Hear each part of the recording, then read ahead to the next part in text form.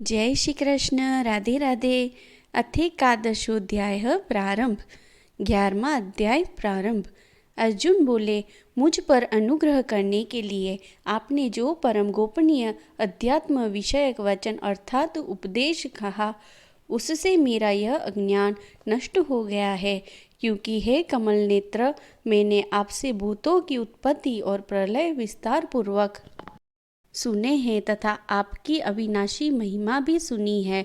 हे परमेश्वर, आप अपने को जैसा कहते हैं यह ठीक ऐसा ही है, परंतु हे पुरुषोत्तम, आपके ज्ञान, ऐश्वर्य, शक्ति, बल, वीर्य और तेज से युक्त ऐश्वर्य रूप को मैं प्रत्यक्ष देखना चाहता हूँ। हे प्रभो, यदि मेरे द्वारा आपका वह रूप देखा जाना शक्य है, ऐसा आप मानते हो, तो हे योगेश्वर, उस अविनाशी स्वरूप का मुझे दर्शन कराइए।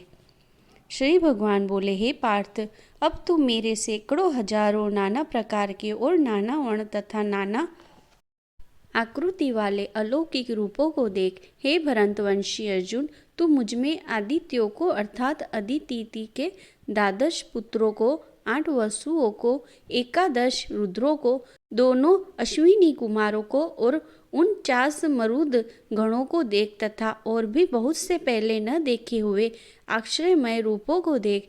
हे अर्जुन, अब इस मेरे शरीर में एक जगह स्थित चराचर सहित संपूर्ण जगत को देख तथा और भी जो कुछ देखना चाहता हो सो देख, परंतु मुझको तू इन अपने प्राकृत नेत्रों द्वारा देखने में निसंदेह समर्थ नहीं है। इसी से मैं तुझे दिव्य अर्थात अलौकिक चक्षु देता हूँ। इससे तू मेरी ईश्वरीय योग शक्ति को देख। संजय बोले, हे राजन, महायोगेश्वर और सब पापों के नाश करने वाले भगवान ने इस प्रकार कहकर उसके पश्चात अर्जुन को परम ऐश्वर्य युक्त दिव्य स्वरूप दिखलाया। अनेक मुख और नेत्रों से युक्त, अनेक अद्भुत दर्शनों वाले, बहुत से दिव्य आभूषणों से युक्त और बहुत से दिव्य शस्त्रों को हाथों में उठाए हुए, दिव्य माला और वस्त्रों को धारण किए हुए और दिव्य गंध का सारे शरीर में लेप किए हुए, सब प्रकार के आश्रयों से युक्त, सीमा रहित और सब और मुख किए हुए विराट स्वरूप परमदेव परमेश्वर को अर्जुन ने देखा। आकाश में 1000 सूर्यों के एक साथ उदय होने से उत्पन्न जो प्रकाश हो, वह भी उस विश्वरूप परमात्मा के प्रकाश के सदृश कदाचित ही हो। पांडुपुत्र अर्जुन ने उस समय अनेक प्रकार से विभक्त अर्थात पृथक पृथक संपूर्ण जगत को देवों के देव श्री कृष्ण भगवान के उस शरीर में एक जगह स्थित देखा। उसके अनंतर वे आश्चर्य से चकित और पुलकित शरीर अर्जुन प्रकाशमय विश्वरूप परमात्मा को श्रद्धा भक्ति सहित सिर से प्रणाम करके हाथ जोड़कर बोले। अर्जुन बोले, हे देव, मैं आपके शरीर में संपूर्ण देवों को तथा अनेक भूतों के समुदाय को, कमल के आसन पर विराजित ब्रह्मा को, महादेव को और संपूर्ण ऋषियों को तथा दिव्य सर्पों को देखता हूँ। हे संपूर्ण विश्व के स्वामिन, आपको अनेक भुजा, पेट, मुख और नेत्रों से युक्त तथा सब ओर से अनंत रूपों वाला देखता हूँ। हे विश्व रूप, मैं आप न अंत को देखता हूँ, न मध्य को और न आदि को ही। आपको मैं मुकुट युक्त, गदा युक्त और चक्र युक्त तथा सब ओर से प्रकाशमान तेज के पुंज, प्रज्वलित अग्नि और सूर्य के सदृश ज्योति युक्त, कठिनता से देखे जाने योग्य और सब ओर से अप्रमेय स्वरूप देखता हूँ। आप ही जानने योग्य परम अक्षर अर्थात पर ब्रह्म परमात्मा है। आप ही इस जगत के परम आश्रय है। आप ही अनादि धर्म के रक्षक है और आप ही अविनाशी सनातन पुरुष है, ऐसा मेरा मत है। आपको आदि, अंत और मध्य से रहित, अनंत सामर्थ्य से युक्त, अनंत भुजा वाले, चंद्र सूर्य रूप नेत्रों वाले, प्रज्वलित अग्नि रूप मुख वाले और अपने तेज से इस जगत को संतप्त करते हुए देखता हूँ। हे महात्मन, यह स्वर्ग और पृथ्वी के बीच का संपूर्ण आकाश तथा सब दिशाएं एक आपसे ही परिपूर्ण है तथा आपके इस अलौकिक और भयंकर रूप को देखकर तीनों लोग अति व्यथा को प्राप्त हो रहे हैं। वे ही देवताओं के समूह आप में प्रवेश करते हैं और कुछ भयभीत होकर हाथ जोड़े आपके नाम और गुणों का उच्चारण करते हैं तथा महर्षि और सिद्धों के समुदाय कल्याण हो ऐसा कहकर उत्तम उत्तम स्तोत्रों द्वारा आपकी स्तुति करते हैं। जो 11 रुद्र और 12 आदित्य तथा 8 वसु साध्यगण विश्वेदेव अश्विनी कुमार तथा मरुदगण और पितरों का समुदाय तथा गंधर्व यक्ष राक्षस और सिद्धों के समुदाय है, वे सब ही विस्मित होकर आपको देखते हैं। हे महाबाहो, आपके बहुत मुख और नेत्रों वाले, बहुत हाथ जंघा और पैरों वाले, बहुत उंदरों वाले और बहुत सी दाढ़ों के कारण अत्यंत विकराल महान रूप को देखकर सब लोग व्याकुल हो रहे हैं तथा मैं भी व्याकुल हो रहा हूँ, क्योंकि हे विष्णु, आकाश को स्पर्श करने वाले देदीप्यमान अनेक वर्णों से युक्त तथा फैलाए हुए मुख और प्रकाशमान विशाल नेत्रों से युक्त आपको देखकर भयभीत अंतःकरण वाला मैं धीरज और शांति नहीं पाता हूँ। दाढ़ों के कारण विकराल और प्रलय काल की अग्नि के समान प्रज्वलित आपके मुखों को देखकर मैं दिशाओं को नहीं जानता हूँ और सुख भी नहीं पाता हूँ। इसलिए हे देवेश, हे जगनिवास, आप प्रसन्न हो। वे सभी धृतराष्ट्र के पुत्र राजाओं के समुदाय सहित आप में प्रवेश कर रहे हैं और भीष्म पितामह, द्रोणाचार्य तथा वह कर्ण और हमारे पक्ष के भी प्रधान योद्धाओं के सहित सबके सब आपके दाढ़ों के कारण विकराल भयानक मुखों में बड़े वेग से दौड़ते हुए प्रवेश कर रहे हैं और कई एक चूर्ण हुए सिरों सहित आपके दांतों के बीच में लगे हुए दिख रहे हैं।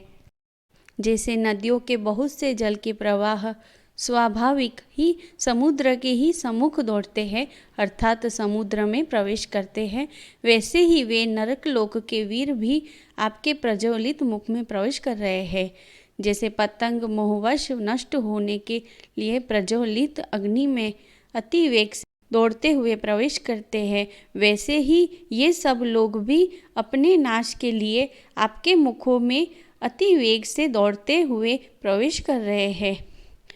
आप उन संपूर्ण लोगों को प्रज्वलित मुखों द्वारा ग्रास करते हुए सब ओर से बार बार चाट रहे हैं। हे विष्णु, आपका उग्र प्रकार संपूर्ण जगत को तेज के द्वारा परिपूर्ण करके तपा रहा है। मुझे बतलाइए कि आप उग्र रूप वाले कौन हैं? देवों में श्रेष्ठ, आपको नमस्कार हो, आप प्रसन्न होइए। आदि पुरुष, आपको मैं विशेष रूप से जानना चाहता हूँ, क्योंकि मैं आपकी प्रवृत्ति को नहीं जानता। श्री भगवान बोले, मैं लोगों का नाश करने वाला बड़ा हुआ महाकाल हूँ। इस समय इन लोगों को नष्ट करने के लिए प्रवृत्त हुआ हूँ। इसीलिए जो प्रतिपक्षियों की सेना में स्थित योद्धा लोग हैं, वे सब तेरे बिना भी नहीं रहेंगे, अर्थात तेरे युद्ध न करने पर भी इन सब का नाश हो जाएगा। अतएव तू उठ, यश प्राप्त कर और शत्रुओं को जीतकर धन धान्य से संपन्न राज्यों को भोग। ये सब शूरवीर पहले ही से मेरे द्वारा मारे हुए हैं। हे स्वासाचिन, तू तो केवल निमित्त मात्र बन जा। द्रोणाचार्य और भीष्म पितामह तथा जयद्रथ और कर्ण तथा और भी बहुत से मेरे द्वारा मारे हुए शूरवीर योद्धाओं को तू मार। भय मत कर, निसंदेह तू युद्ध में वैरियों को जीतेगा, इसीलिए युद्ध कर। संजय बोले, केशव भगवान के इस वचन को सुनकर मुकुटधारी अर्जुन हाथ जोड़कर कांपता हुआ नमस्कार करके फिर भी अत्यंत भयभीत होकर प्रणाम करके भगवान श्री कृष्ण के प्रति गदगद वाणी से बोले। अर्जुन बोले, हे अंतर्यामी, यह योग्य ही है कि आपके नाम गुण और प्रभाव के कीर्तन से जगत अति हर्षित हो रहा है और अनुराग को भी प्राप्त हो रहा है तथा भयभीत राक्षस लोग दिशाओं में भाग रहे हैं और सब सिद्ध गणों के समुदाय नमस्कार कर रहे हैं। हे महात्मन, ब्रह्मा के भी आदिकर्ता और सबसे बड़े आपके लिए वे कैसे नमस्कार न करें, क्योंकि हे अनंत, हे देवेश, हे जगन्निवास, जो सत्य असत्य और उनसे परे अक्षर अर्थात सच्चिदानंद घन ब्रह्म है, वह आप ही है। आप आदिदेव और सनातन पुरुष है। आप इस जगत के परम आश्रय और जानने वाले तथा जानने योग्य और परम धाम है। हे अनंत रूप, आपसे यह सब जगत व्यापक अर्थात परिपूर्ण है। आप वायु, यमराज, अग्नि, वरुण, चंद्रमा, प्रजा के स्वामी ब्रह्मा और ब्रह्मा के भी पिता है। आपके लिए हजारों बार नमस्कार नमस्कार हो। आपके लिए फिर भी बार बार नमस्कार नमस्कार। हे अनंत सामर्थ्य वाले, आपके लिए आगे से और पीछे से भी नमस्कार। हे सर्वात्मन, आपके लिए सब ओर से ही नमस्कार हो, क्योंकि अनंत पराक्रमशाली आप समस्त संसार को व्यापक किए हुए हैं। इससे आप ही सर्वरूप हैं। आपके इस प्रभाव को न जानते हुए आप मेरे सखा है ऐसा मानकर प्रेम से अथवा प्रमाद से भी मैंने हे कृष्ण, हे यादव, हे सखे इस प्रकार जो कुछ बिना सोचे समझे हठात कहा है। और हे अच्युत, आप जो मेरे द्वारा विनोद के लिए विहार, शैया, आसन और भोजनादि में अकेले अथवा उन सखाओं के सामने भी अपमानित किए गए हैं, वह सब अपराध अप्रमेय स्वरूप अर्थात अचित्य प्रभाव वाले आपसे मैं क्षमा करवाता हूँ। आप इस चराचर जगत के पिता और सबसे बड़े गुरु एवं अति पूजनीय है। हे अनुपम प्रभाव वाले, तीनों लोकों में आपके समान भी दूसरा कोई नहीं है, फिर अधिक तो कैसे हो सकता है। अतएव हे प्रभु, मैं शरीर को भली भांति चरणों में निवेदित कर प्रणाम करके स्तुति करने योग्य आप ईश्वर को प्रसन्न होने के लिए प्रार्थना करता हूँ। हे देव, पिता जैसे पुत्र के सखा जैसे सखा के और पति जैसे प्रियतमा पत्नी के अपराध सहन करते हैं, वैसे ही आप भी मेरे अपराध को सहन करने योग्य हो। मैं पहले न देखे हुए आपके इस आश्रयमय स्वरूप को देखकर हर्षित हो रहा हूँ और मेरा मन भय से अति व्याकुल भी हो रहा है। इसीलिए आप उस अपने चतुर्भुज विष्णु रूप को ही मुझे दिखलाइए। हे देवेश, हे जगत निवास, प्रसन्न होइए। मैं वैसे ही आपको मुकुट धारण किए हुए तथा गदा और चक्र हाथ में लिए हुए देखना चाहता हूँ। इसीलिए हे विश्वस्वरूप, हे सहस्त्रबाहो, आप उसी चतुर्भुज रूप से प्रकट होइए। श्री भगवान बोले, हे अर्जुन, अनुग्रह पूर्वक मैंने अपनी योग शक्ति के प्रभाव से यह मेरा परम तेजोमय सबका आदि और सीमा रहित विराट रूप तुझको दिखलाया है, जिसे तेरे अतिरिक्त दूसरे किसी ने पहले नहीं देखा था। हे अर्जुन, मनुष्य लोक में इस प्रकार विश्व रूप वाला मैं न वेद और यज्ञों के अध्ययन से, न दान से, न क्रियाओं से और न उग्र तपों से ही तेरे अतिरिक्त दूसरे के द्वारा देखा जा सकता हूँ। मेरे इस प्रकार के इस विकराल रूप को देखकर तुझको व्याकुलता नहीं होनी चाहिए और मूढ़भाव भी नहीं होना चाहिए। तू भयरहित और प्रीति युक्त मन वाला होकर उसी मेरे इस शंख चक्र गदा पद्य युक्त चतुर्भुज रूप को फिर देख। संजय बोले, वासुदेव भगवान ने अर्जुन के प्रति इस प्रकार कहकर फिर वैसे ही अपने चतुर्भुज रूप को दिखलाया और फिर महात्मा श्री कृष्ण ने सौम्य मूर्ति होकर इस भयभीत अर्जुन को धीरज दिया। अर्जुन बोले, हे जनार्दन, आपके इस अति शांत मनुष्य रूप को देखकर अब मैं स्थिर चित्त हो गया हूँ और अपनी स्वाभाविक स्थिति को प्राप्त हो गया हूँ। श्री भगवान बोले, मेरा जो चतुर्भुज रूप तुमने देखा है यह सुदुर्दर्श है, अर्थात इसके दर्शन बड़े ही दुर्लभ है। देवता भी सदा इस रूप के दर्शन की आकांक्षा करते रहते हैं। जिस प्रकार तुमने मुझको देखा है, इस प्रकार चतुर्भुज रूप वाला मैं न वेदों से, न तप से, न दान से और न यज्ञ से ही देखा जा सकता हूँ। परंतु हे प्रताप अर्जुन, अनन्य भक्ति के धारा इस प्रकार चतुर्भुज रूप वाला में प्रत्यक्ष देखने के लिए, तत्व से जानने के लिए तथा प्रवेश करने के लिए अर्थात एक ही भाव से प्राप्त होने के लिए भी शंख्य हूँ। हे अर्जुन, जो पुरुष केवल मेरे ही लिए संपूर्ण कर्तव्य कर्मों को करने वाला है, मेरे परायण है, मेरा भक्त है, आसक्त रहित है और संपूर्ण भूत प्राणियों में वैर भाव से रहित है, वह अनन्य भक्ति युक्त पुरुष मुझको ही प्राप्त होता है। ओम तत्सदिति श्रीमद्भगवद्गीतासु उपनिषत्सु ब्रह्म विद्यायां योग शास्त्रे श्री कृष्णार्जुन संवादे विश्व रूप दर्शन योगो नामे एकादशोऽध्यायः संपूर्ण। 11वें अध्याय का महात्म्य। श्री नारायण जी बोले, हे लक्ष्मी जी, अब 11वें अध्याय का महात्म्य सुनो। एक तुंगभद्र नामक नगर था, जिसके राजा का नाम सुखानंद था। वह लक्ष्मी नारायण की बहुत सेवा करता था। वहाँ एक धनपात्र नाम का बड़ा विद्वान पंडित रहता था। वह ब्राह्मण नित्य गीता जी के 11वें अध्याय का पाठ करता था और राजा भी वहाँ नित्य लक्ष्मी नारायण की सेवा करता था और पाठ भी नित्य श्रवण करता था। ऐसे ही सेवा करते करते बहुत काल व्यतीत हुआ। एक दिन राजा घर को गया। उस दिन बहुत अतिथि देशांतर फिरते फिरते उस नगर में आए। अतिथियों ने राजा से कोई जगह मांगी। राजा ने बड़ी हवेली खुलवा दी।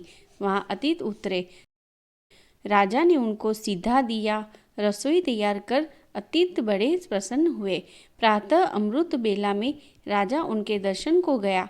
राजा का बेटा भी साथ था, कई भृत्य भी साथ थे। राजा उस हवेली में आया और जो महंत था उसके साथ राजा बातचीत करने लगा और राजा का पुत्र खेलने लगा। वहाँ एक प्रेत रहता था। उस प्रेत ने राजा के पुत्र को मार डाला। यह देख चाकरों ने राजा को खबर करी।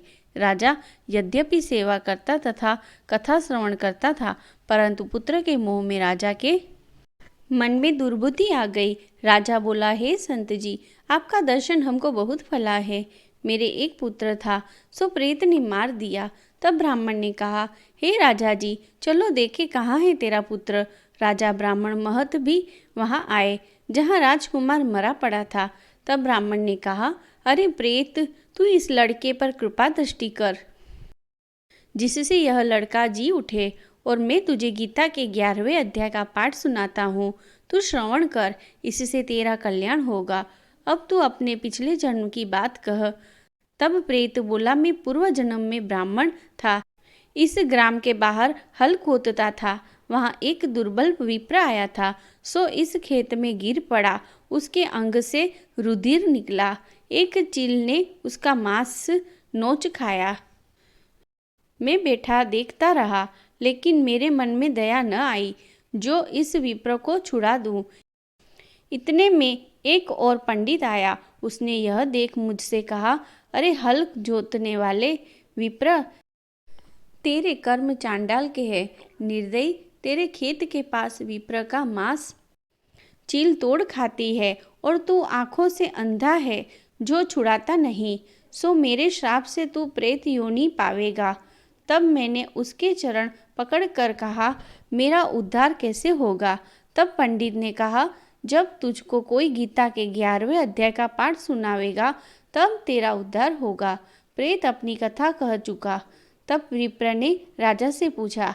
राजा ने कहा, इसका उद्धार करिए और मेरे बेटे को जीवित कीजिए। तब विप्र ने गीता जी के 11वें अध्याय का पाठ किया और प्रेत पर जल छिड़का, जिससे तत्काल प्रेत की देह छूटकर देवदेही पाई। राजा का पुत्र भी जीवित हुआ। प्रेत श्याम सुंदर चतुर्भुज रूप होके खड़ा हो गया। स्वर्ग से विमान आए, उनमें चला गया।